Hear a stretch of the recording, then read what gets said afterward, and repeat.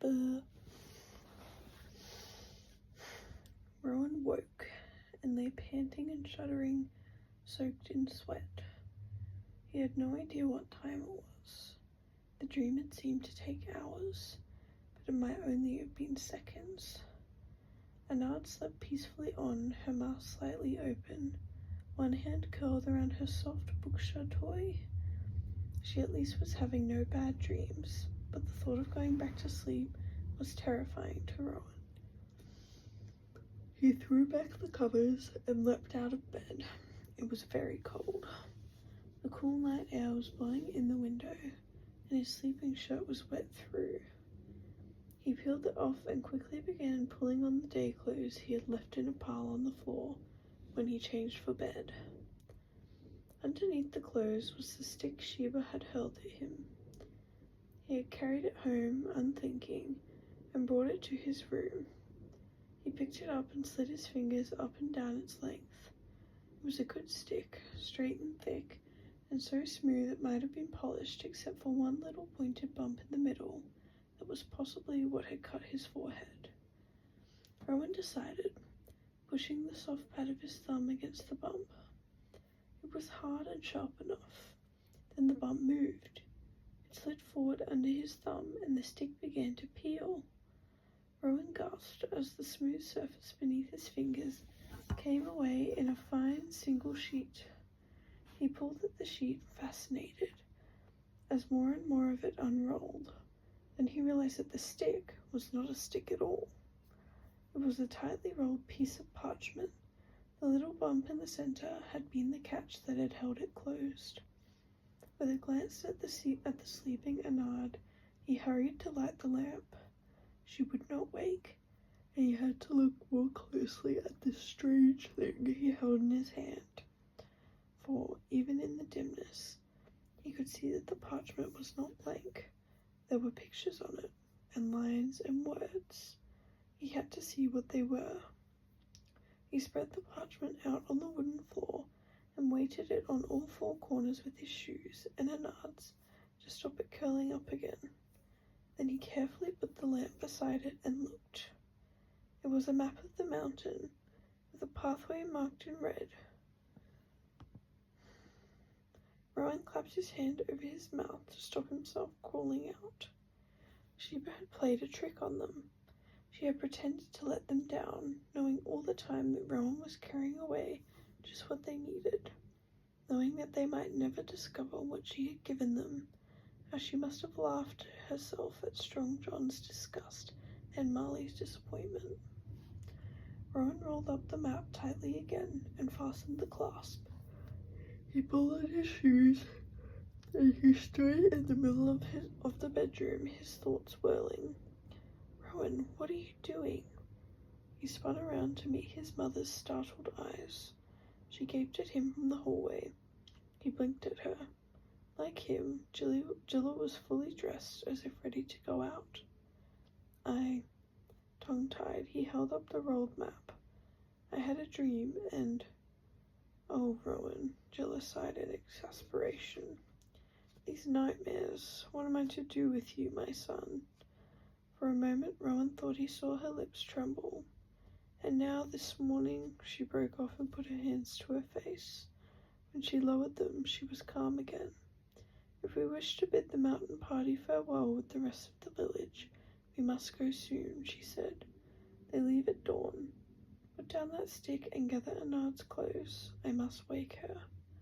She moved towards the little girl's bed. Mama. In his confusion, Rowan used the babyish word without thinking. He saw her brow crease and heard her quick, indrawn breath of irritation. Mother, he went on quickly, and so loudly that Anard stirred and began waking of her own accord. Mother, I have the map of the mountain. He has the map of the mountain, Jilla said again, to Strong John, ignoring the exclamations of the crowd. Her cheeks were pink with excitement, and her hood had flown back over her shoulders. She looked to Rowan very beautiful, and perhaps she did to Strong John too, where he was looking at her admiringly. Then quickly, let us see, demanded Brondon, stamping her tough boots in the cold. But I cannot believe this. Why would the old woman try such a trick? Are you sure the boy is not playing the fool? Of course not, snapped Gilla, taking the map from Rowan and passing it to her. See for yourself. Brondon unrolled the parchment and stared at it for a moment, her breath making little puffs of mist in the cold morning air. Then her mouth turned down at the corners and she passed the parchment to John and Marley. Well, Alun, standing beside Rowan and Gilla, was feverish with curiosity. What is it? What has the boy found?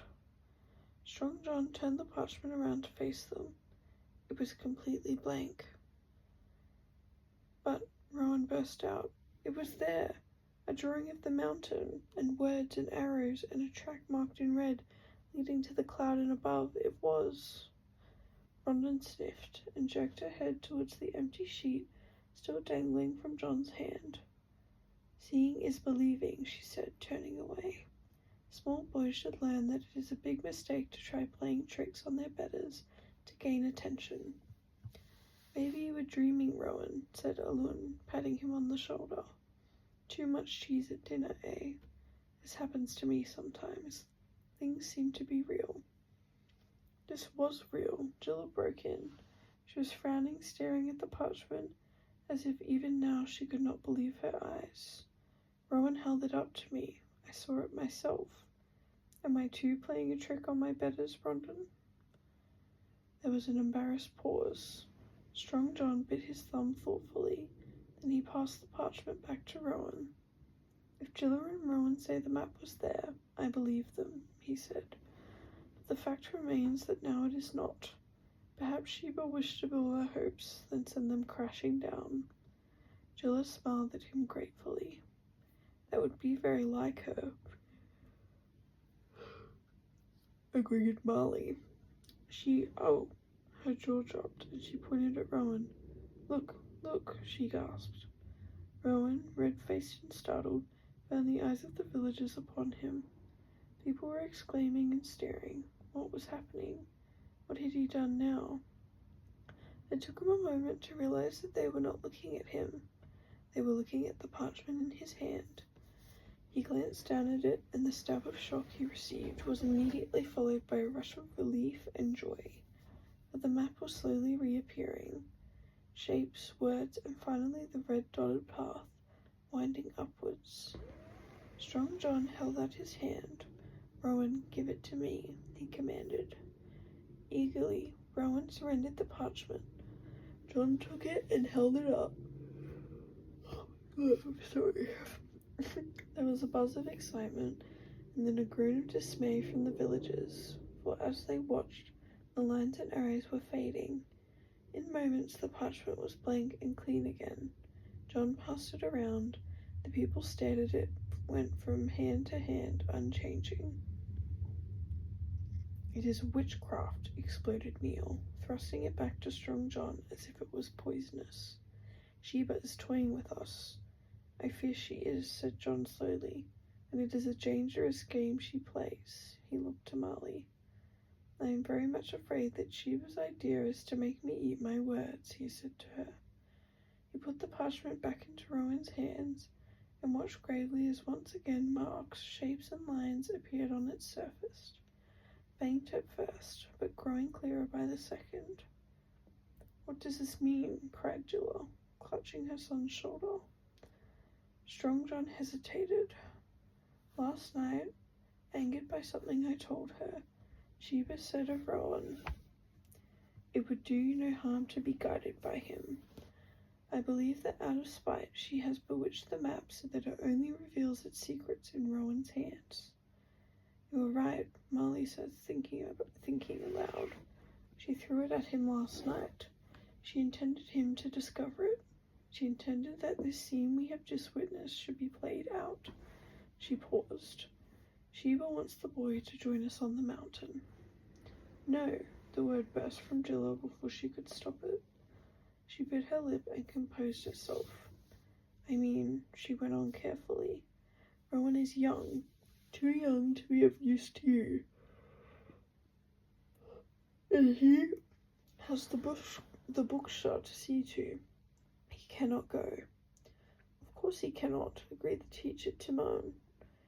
He pushed his way to the front of the crowd, and I have the solution to this little dilemma. Rowan can hold the map while I copy it, with my own ink on my own paper. He spread out his hands. It may take an hour, and Rowan's arms may tire, but it will be worth it to him. Rowan can then go home to bed, fortunate boy, while you poor fools go off for your little stroll. Yes, Marley exclaimed, I will beat Sheba at her own game. She forgets we are not Bookshaw, to be led about so easily. But Sheba had forgotten nothing, for no matter what Timon did, he could not copy the map. Whenever he tried, the pens he used and discarded one after the other skated across the copying paper as if it were greased with butter, though they worked perfectly if he tried to draw anything else. After half an hour, he had not succeeded in producing one useful line. Finally, he threw away his last pen with a grunt of disgust and sat back on his heels in a mound of screwed-up paper. Enough, said John. We were going without the map before. Nothing has changed. We go without the map now.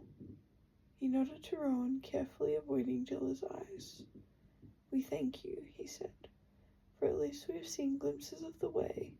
We will remember much of it, and this will help us. Go home now with your mother. But this is senseless, snapped Brandon. The map will ensure our success and safety. We must take it with us, and if the map and the boy are joined by whatever trick, we must take the boy with us too. Anyone can take his place with the Bookshaw. His attachment to them is foolishness in any case. We agree with Brandon, said Val. Her brother beside her nodded. The village depends on this. There is no room for faint-heartedness here. The boy cannot come, insisted Strong John. The danger is too great, and he is too young. Or is it that his mother is too beautiful, remarked Brandon pointedly, and your heart is ruling your head, John of the Orchard. John's face flushed scarlet.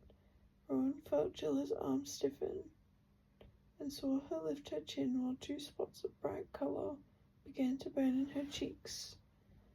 Mama, what's the matter with John? Whispered Anard, pulling at her mother's skirt. Why is he all red? Jilla did not reply. Rowan looked from one face to the other in the crowd, and slowly, with a sinking feeling, the truth came to him. There were other children here of his age. If this had happened to any one of them, there would be no argument. It would be taken for granted by John and Timon, by their parents and by everyone else, that they would go, and they would want to go. It would be the greatest adventure of their lives, their chance to prove themselves heroes. It was because he was, like he was, that Strong John was taking his stand, because he saw it now. Strong John loved his mother, and was trying to save her from shame and pain. Rowan began to quiver. Sheba's words rang in his ears. The mountain will not test your courage, it will destroy it. Why had she done this to him? If the mountain could destroy the courage of one such as Strong John, who feared nothing, what could it do to Rowan of the Bookshaw, who feared everything? He was filled with dread, loneliness, and shame in equal parts. He could not bear it.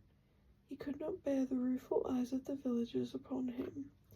They too must be thinking, why him, the most disappointing child in the whole of Rin?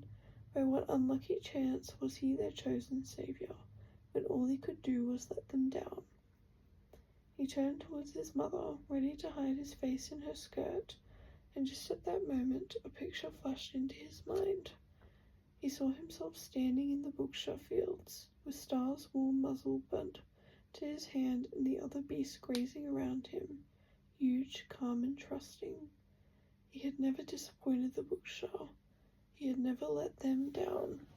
In the frosty early mornings or in the heat of the sun, when they were injured or giving birth to their calves, or when they needed comfort as the dragon roared, he had been there. Now they needed water, and they would not expect him to fail them. To them he was not an undersized, scared weakling. To them he was leader, guide, and friend. They trusted him absolutely. The thought flowed through him like warm, rich milk. He raised his head and looked straight at Strong John. "I will go," he said. The map he held fluttered in the little breeze that always came before the dawn. "I will go with you to the mountain." Ooh. Rowan's going to the mountain. He's finally being brave. Such a cute little boy.